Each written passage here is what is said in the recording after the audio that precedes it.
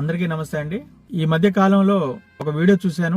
ఇద్దరు అన్నదమ్ములు వాళ్ళ తమ్ముడిని చంపి బండి మీద మధ్యలో కూర్చోబెట్టుకొని పొలం దగ్గర వచ్చిన గొడవల వల్ల రోడ్డు మీద తీసుకొని వెళ్ళటం ఒక వీడియో వైరల్ అయింది.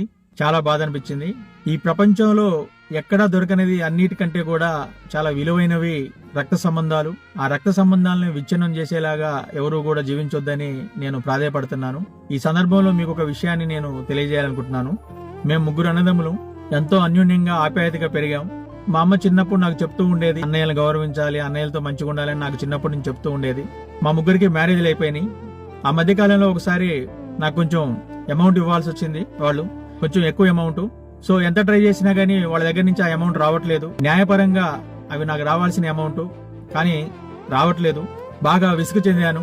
గొడవలు పెరిగిపోయినాయి, మనస్పర్ధలు పెరిగిపోయినాయి, కోపం పెరిగిపోతుంది.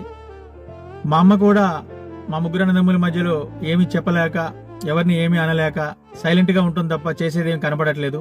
ఇటువంటి సందర్భంలో నేను ఒకసారి ఇదిక మంచితనంలో మన మధ్య తేలేటట్లేదు, వెల్ విషర్స్ ఫ్రెండ్స్ ని ఎవరిని ఎంటర్ చేసినా గానీ వాళ్ళు మీరు అన్నదమ్ములు రా ఆలోచించుకోండి అంటున్నారు తప్ప ఎవరు కూడా న్యాయం చేసేలా కనపడలేదు.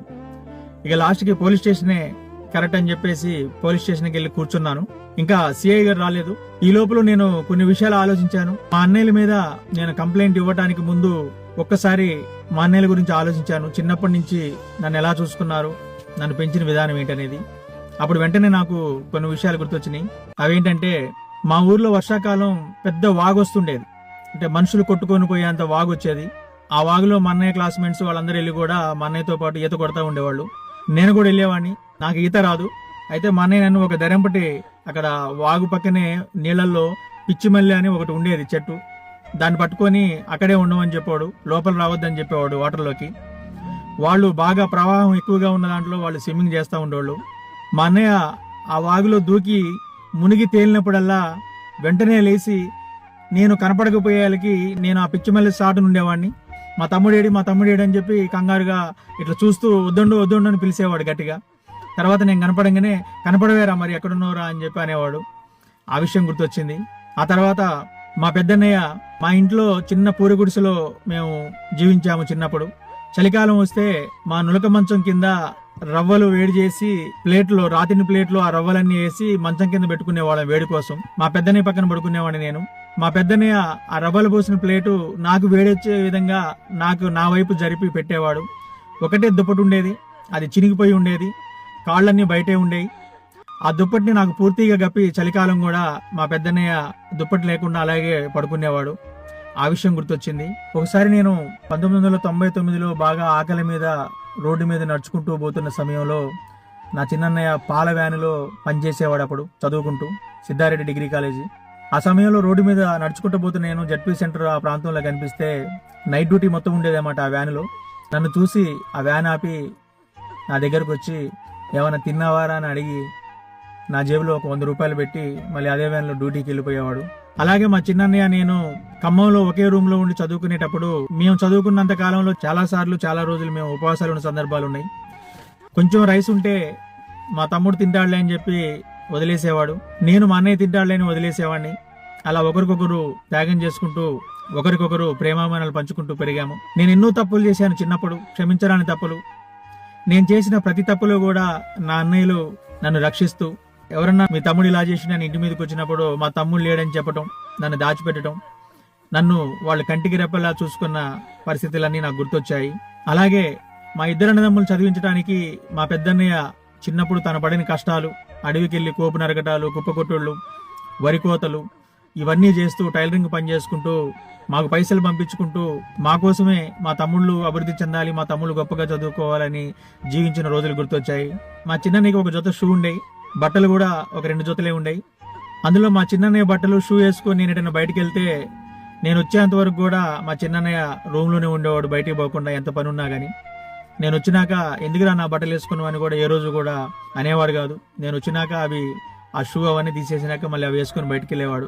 అలాగే వాళ్ళు ఏది తినాల్సి వచ్చినా, ఏది తింటున్నా గానీ జేబులో దాచిపెట్టుకుని వచ్చి అందులో నాకు కొంచెం పెట్టే విషయాలన్నీ కూడా నాకు ఒక్కొక్కటి గుర్తొచ్చాయి. ఆ సమయంలో నేను 10వ తరగతి 3 సబ్జెక్టులు ఫెయిల్ అయ్యి తప్పుడు మార్గాన్ని జీవిస్తున్న సమయంలో కూడా ఆ ఫ్రెండ్ సర్కిల్ అందరినీ కట్ చేసి ఇలా జీవించాలరా, ఇలా రావాలి అని చెప్పేసి నాకు సన్మార్గం చూపేలా నా అన్నయ్యలు నాకు గైడ్ చేసిన విషయం గుర్తొచ్చింది. వీటన్నిటికంటే కూడా మా అమ్మ ఎప్పుడూ చెబుతూ ఉంటది, అరే వాళ్ళు తాగి మిగిలిచ్చిన పాలు తాగి బ్రతికేవరా నువ్వు, వాళ్ళు నీకంటే పెద్దోళ్ళు, వాళ్ళని గౌరవించు అని మా అమ్మ చిన్నప్పటి నుంచి నాకు చెప్తూ ఉండేది. ఇవన్నీ సడన్ గా వాళ్ళని నేను పోలీస్ స్టేషన్ కి పిలిపించడానికి ముందు నా అన్నయ్యలతో నాకున్న అనుబంధం ఏంటి, నేనేమైనా తప్పు చేస్తున్నానా అని చివరిసారిగా నేను ఆలోచించిన ఆలోచనలో ఇవన్నీ నాకు ఒక్కొక్కటి గుర్తొచ్చాయి.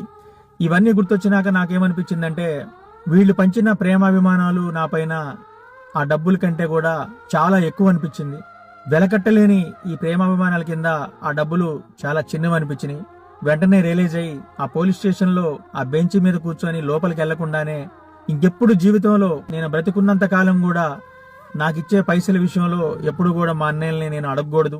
వాళ్ళు ఎక్కడ కలిసినా వాళ్ళని గౌరవిస్తూ పలకరించాలి. నా ద్వారాగా వాళ్ళని ఏ విధంగా ఇబ్బంది పెట్టే ప్రయత్నాలు గాని, పరువు నష్టం కలిగించే విషయాలు గాని చేయకూడదనే ఒక సదుద్దేశంతో అన్నిటినీ వదిలేసుకొని నేను కేవలం నా అన్నయ్యల మీద ప్రేమను మాత్రమే ఈ గుండె నిండా నింపుకొని జీవిస్తాను కూడా.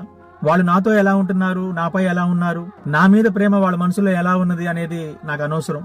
నేను బ్రతుకున్నంత కాలం వారితో ఎటువంటి మనస్పర్ధలు లేకుండా, ఎటువంటి ఆర్థిక లావాదేవీలు ఉన్నా గానీ వాటన్నిటిని పక్కన పెట్టి నేను నా అన్నయ్యలతో ప్రేమానురాగాలతో జీవించాలని స్ట్రాంగ్ గా డిసైడ్ అయ్యాను. సో నేను అందరికీ చెప్పేది ఏంటంటే, ప్రతి మనిషి పుట్టేది చావడానికే. ఆ చావు అనేది ఖచ్చితంగా ఏదో ఒక రోజు ఎప్పుడో ఒకసారి ప్రతి ఒక్కరికి రాక తప్పదు, వచ్చి తీరుతుంది. సో ఇక్కడ ఎవరూ కూడా పర్మనెంట్ గా ఉండడానికి రాలేదు. కోట్ల రూపాయలు సంపాదించుకున్నా, లక్షల రూపాయలు సంపాదించుకున్నా, ఎన్ని డబ్బులు సంపాదించుకున్నా గానీ ఏదో ఒక రోజు మాత్రం వాటన్నిటిని వదిలేసి మనం శాశ్వతంగా ఈ లోకాన్ని వదిలి వెళ్ళక తప్పదు.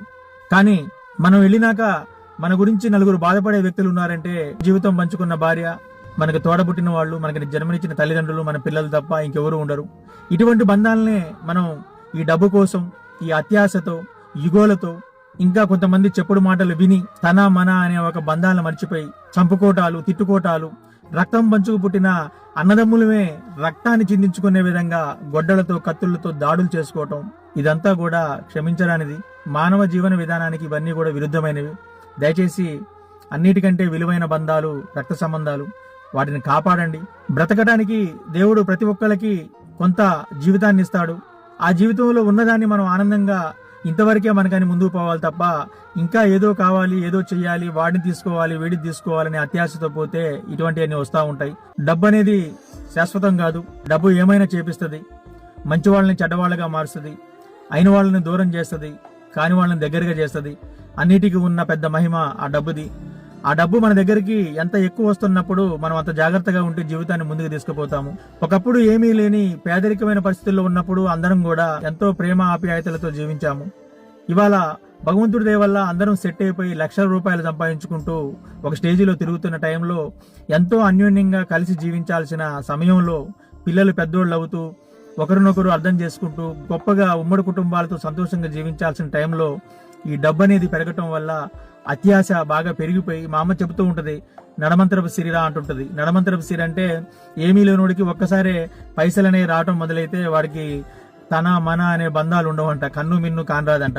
వాడు ఎప్పుడు పైకే చూస్తాడు తప్ప కిందికి చూడడంట. జనాలు గుర్తురారంట, వాడికి బంధాలు గుర్తురావంట. సో ఇటువంటి పరిస్థితులు కూడా దయచేసి ఎవరికి రావద్దు. అందరూ ఒకటిగా జీవించండి. పర్టికులర్ గా అన్నదమ్ముల మధ్యలో ఆస్తి గొడవలు గానీ, ఇంకేదైనా డబ్బుకు సంబంధించిన లావాదేవీలు ఉన్నప్పుడు ఎవరో ఒకళ్ళు కాంప్రమైజ్ అయ్యి వదిలేసుకోండి. నిజంగా వదిలేసుకోవటం వల్ల మీరు రోడ్డును పడి అడుపు తినే పరిస్థితి వచ్చి మీరు ఇబ్బందుల్లో ఉండి నరకం చూస్తున్నారని నీ తోడబుట్టినోడికి తెలిసినప్పుడు, అతను నీతో మాట్లాడకపోయినా ఖచ్చితంగా నా అన్న ఇబ్బందుల్లో ఉన్నాడు, నా తమ్ముడు ఇబ్బందుల్లో ఉన్నాడు, ఊరు మొత్తం తెలుసు, ఊరు మొత్తం అనుకుంటున్నారు, నాకు కూడా కనిపిస్తుంది, ఎలాగైనా వాడికి నేను ఏదో ఒకటి చేయాలని 100% చేస్తాడు. అందుకు మీరు ఓపికగా ఉండండి. అంతేగాని కొట్లాడి లాక్కొని రక్తం కళ్ళ చూసి, లేకపోతే ఇంకేదైనా చంపేసో ఏదో చేయాలనే ఒక దౌర్భాగ్యమైన ఆలోచనలు మనసులోకి రానిచ్చి దారుణాలు చేయొద్దని నేను అందరినీ కూడా కోరుకుంటున్నాను. మళ్లీ జన్మలో కూడా నేను ఇదే తల్లికి కొడుకుగా పుట్టాలని, అలాగే ఆన్నేళ్ళకి తమ్ముడుగా పుట్టాలని అందరి దేవుళ్ళని కూడా నేను కోరుకుంటున్నాను.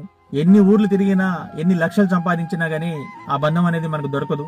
దాన్ని కాపాడండి. యుగోలు, కోపాలతో, తాపాలతో ఇవన్నీ మీరు పెద్దవి చేసుకుంటూ కుటుంబాలని చిన్నాభిన్నం చేసుకోవద్దు. మనకు పుట్టిన పిల్లలు ఎంతో అన్యోన్యంగా మన రక్త సంబంధికులుగా, మన వంశోద్ధారకులుగా పెరగాల్సిన పిల్లల్ని కూడా విడదీసి మనం చాలా పాపాన్ని కూడగట్టుకుంటున్నాం. ఇది కూడా చాలా తప్పు. మనం మాట్లాడుకోవట్లేదని మన పిల్లలు కూడా మాట్లాడుకోలేని పరిస్థితి ఉంటుంది. రోజులు చాలా వేగంగా పరిగెడుతున్నాయి. తెల్లారుతుంది, రాత్రి అవుతుంది. దయచేసి నా మాటలు పాజిటివ్గా తీసుకొని అన్నదమ్ములు, అక్క చెల్లెళ్ళు అందరూ కూడా ఒకటిగా జీవించాలని. అన్నదమ్ములు పంచాయతీ, అక్క చెల్లెళ్ళ పంచాయతీలు అంత ఈజీగా తేలేవి కావు. ఎవరో ఒకళ్ళు తగ్గాలి, ఎవరో ఒకళ్ళు సాక్రిఫైస్ చేయాలి. అప్పుడు మాత్రమే ఆ బంధాలు నిలుస్తాయి. భగవంతుడు మనకి ఇక్కడ రాసి పెడతాడు. ఏది మనకి ఎప్పుడు ఏది రావాలో అది ఖచ్చితంగా వచ్చి తీరుతుంది. ఏది మనది కాదో, మనం ఎంత పోరాడినా, మనం ఎంత యుద్ధం చేసినా, ఎంత మందిని గాయపరిచినా, ఎన్ని హృదయాలని చిందనం చేసినా గానీ అది మనకు రాదు. ఇది మాత్రం మీరు స్ట్రాంగ్ గా గుర్తుంచుకొని మీరు మంచి జీవన విధానంతో జీవిస్తే దేవుడు మీకు కావాల్సిన అన్ని మీకు తెలియకుండానే మీకు ఇచ్చేస్తుంటాడు. అవన్నీ మీ వెనకొస్తూ ఉంటాయి. నా మెసేజ్ని మీరు పాజిటివ్గా తీసుకుంటారని ఆశిస్తూ అందరూ బాగుండాలని కోరుకుంటూ మీ ఉద్దండు. Thank you.